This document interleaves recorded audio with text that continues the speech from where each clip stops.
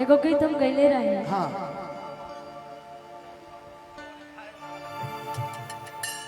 आर्यन के बड़ी छोट बड़े लेकिन हमने से ज्यादा एक्सपीरियंस पर प्यार मोहब्बत में। ये आपके कैसे पता था? क्योंकि आप देखिएगा अभी आई लव यू बोलने के लिए बोले तो कितना प्यार से इसको बोले कि कान खोल सुना लव यू फलान।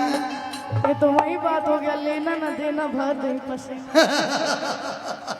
कि हम तो हर राजा तू हो हमर रानी। लेकिन रानी बनाएगा तो बड़ा महंगा पड़ेगा। हाँ अवे के बाद अच्छा आ जाइए कि हम तो हर राजा तू हो हमर रानी। तो कान खोली सुना आई लव यू, कान खोली सुना आई लव यू फलानी। कान खोली सुना आई लव यू फलानी। कान खोली सुना आई लव यू और फलानी। का कि असहित चारों ओर छैले रहा सही तू चारों ओर छैले रहा। यूपीया बिहार के हिलैले रहा असहित चारों ओर छैले रहा यूपीया बिहार के हिलैले रहा कि जमन भोले के गोले से मारत चला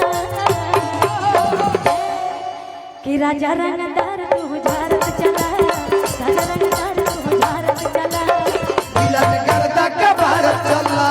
राजा रंगदार तू झारत चला राजा रंगदार तू झारत चला जीवा में दर्द का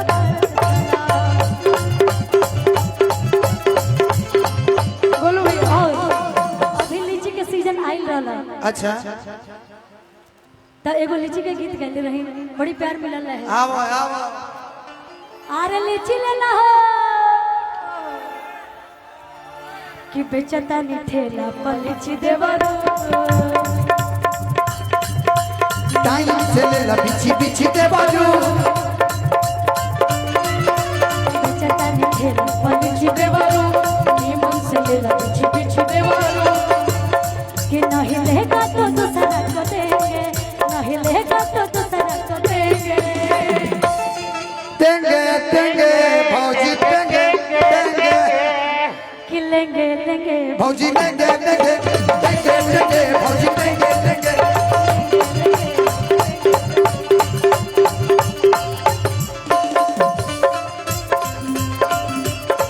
ओहो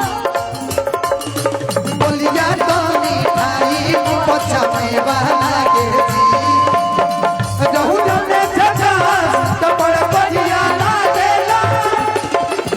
समझिया दधिया जनी बनाई बड़ी बढ़िया। समझिया दधिया जनी बनाई बड़ी बढ़िया लागेला।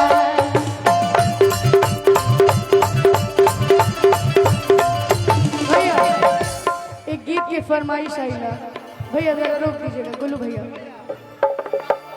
भगवान करस तहरा लइका के एगो लइकी मिले तहरे जैसन ओ शायद तब तोहरा पता चली ई धोखा के दर्द होला कैसन। आवे के बा भैया। हे प्रभु भगवान